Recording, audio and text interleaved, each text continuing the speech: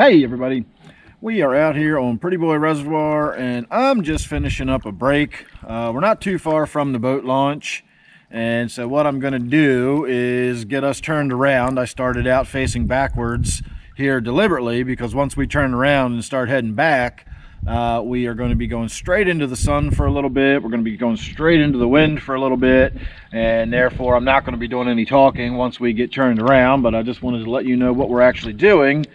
And it's going to be just that. So maybe once we get up closer to the boat launch, out of the wind and sun, maybe I'll chime back in. But in the meantime, we are just going to start paddling back to the boat launch. It's only about a half mile from here, maybe 3/4 of a mile at the most, so it should not take us too long.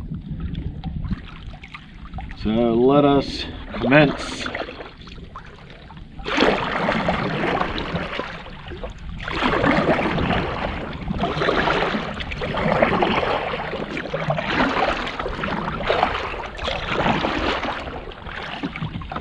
Let me put my coffee away before we actually get underway, because I can see me smacking that with my paddle and knocking it right into the water. Hang on.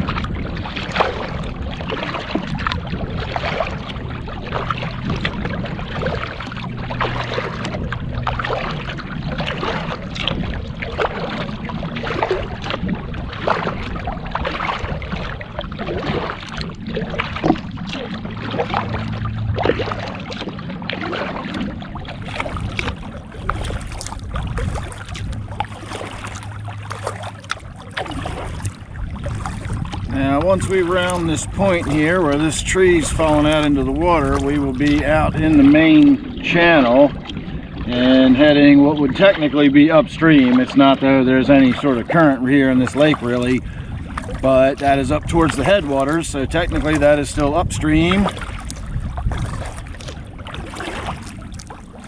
The dam is down off to our left, or will in a moment, once we round this corner, we can more accurately say it's behind us. So once we get around this tree, I'll pull up tight along the shoreline so we can get a nice look at all the scenery and stuff. The water level wasn't so high, and if I did not have my fishing rod sticking up behind me, we could actually go right under this tree. That's what I usually do, but not today.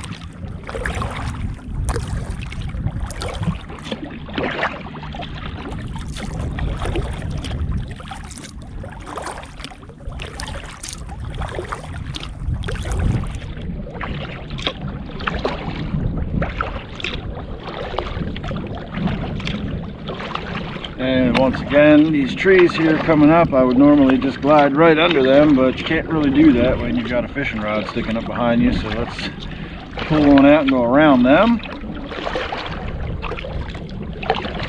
Oop, still caught one of them. Oop, still caught two of them.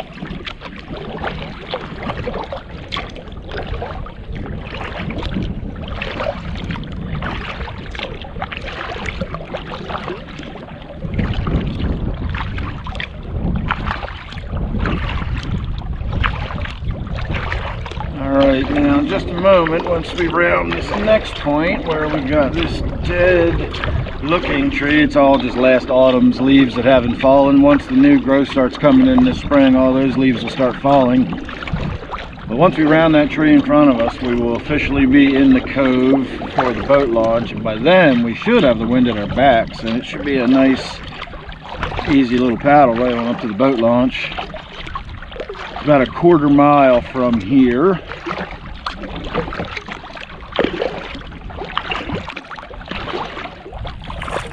And that's more or less in a straight line. If I hug the shoreline, it'll be a little longer than that because it's a little more interesting to look at.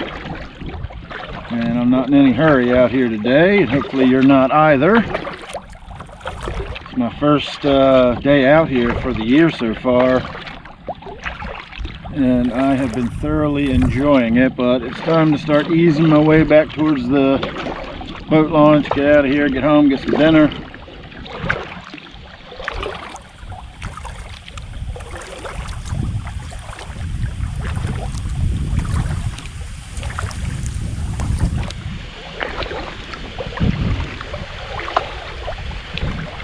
Alright, so now we should be cruising on along. So you can see I've got this little sort of small cove off to my right. We could hug the shoreline and wrap all around through there. Not a whole lot going on this time of year though, so I'm not going to worry too much about that just yet. We've got all spring and all summer. Once the trees start greening up, we got some flowers to look at, maybe some more wildlife. For all the waterfowl I've seen today, between the ducks and the Canada geese, it's not going to be long before we start seeing little ducklings and little goslings out on the water. In fact, that couple, there's two geese out in front of me, and one of them looks fairly small. It's way too big to be a gosling. It's way too big to be this spring's gosling, so it must be the male and the female. And I've seen quite a lot of that out here today. The two geese paired off. There's a small island I went out and paddled around. That island's got so many pairs of geese on it already. That's going to be no-go territory for a while until the geese are done with their eggs and their nesting and everything. Yeah, it's definitely not a gosling. It's a male and a female out there.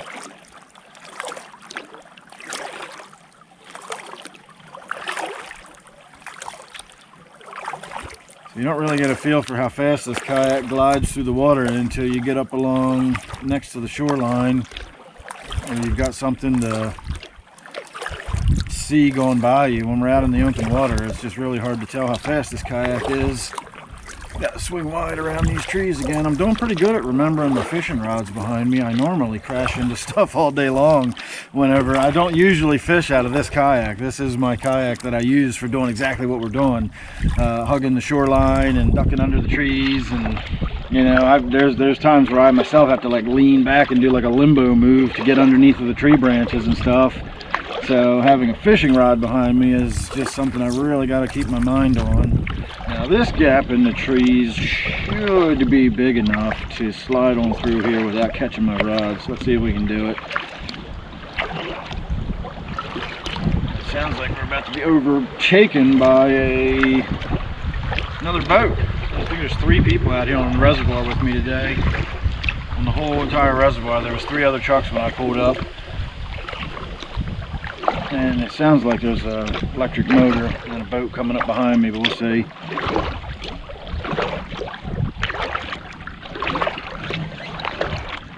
Now up here just ahead of me, you will see a big white floating buoy.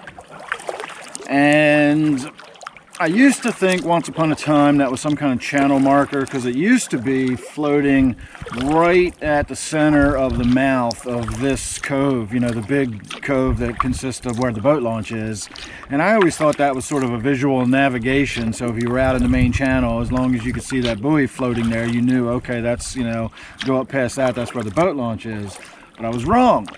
It gets moved around from time to time, and it's been in this location since last year.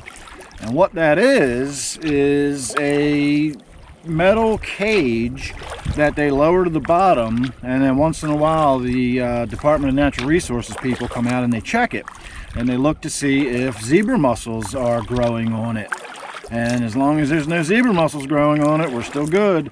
And as of yet, so far, there are no reported zebra mussels here in this reservoir, but we do have them in other reservoirs in Maryland and bodies of water. And they can be really, really bad for the natural environment. So far we've done a good job at keeping them out of here. And that, of course, is the reason why I always talk about having to get stickers for the boat. And once I get the stickers for this reservoir, I'm not allowed to go other places. It's for the purposes of keeping these mussels out of this water. So they really, really don't want you moving your boats from, you know, different bodies of water. And so far it's been working, and the zebra mussels have been around as long as I can remember. Back in the late 80s and early 90s, the zebra mussels were a problem, and we've still managed to keep them out of this body of water. So that's pretty impressive. So that bridge up ahead of us is not where we're going. Once we round these trees here to our right, you will actually see all of a sudden the boat launch is right there. So we're almost back.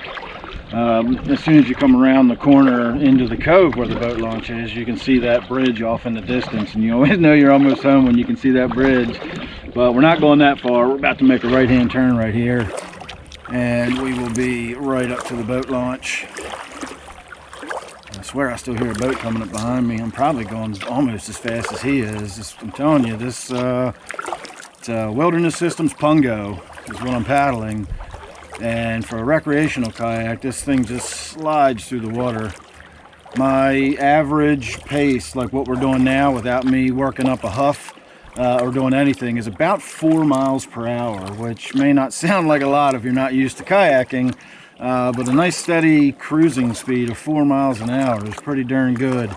I used to paddle around out here in a Sun Dolphin, and oh my god, that thing, I couldn't get that thing to go 4 miles an hour if I paddled it over a waterfall. This just glides through the water compared to that. The moment you stopped paddling, it would just sort of turn left or turn right and spin around in circles. This I can stop paddling and we just straight as an arrow. Like, it hardly changes, and all I got to do is lean a little bit, you know, and cut into the water, and it puts us right back on course. So I really, really love my Pungo. Yeah, we definitely have a boat coming up behind us. He's not going to catch us before we get there, but I can hear him.